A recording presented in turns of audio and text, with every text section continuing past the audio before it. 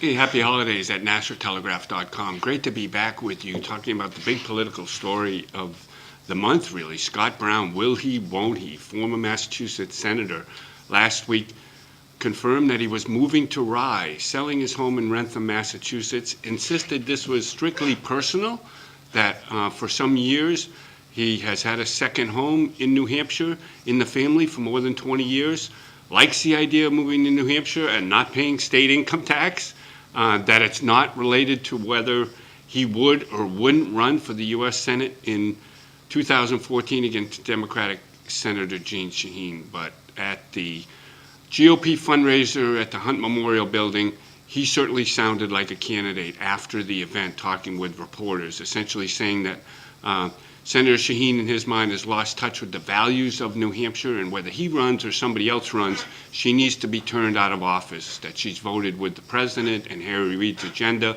more than 90% of the time, voted for a growingly unpopular Obamacare law, voting for additional spending. I think he's 50-50.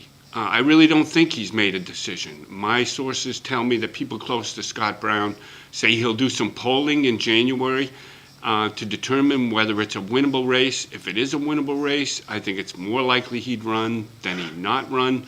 But this is a very competitive guy.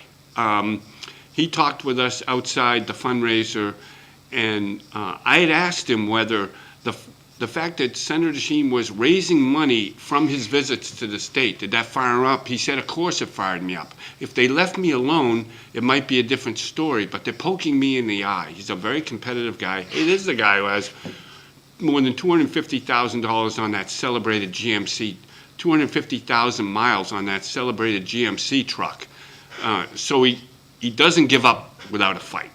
And I think he likes the idea of this fight here.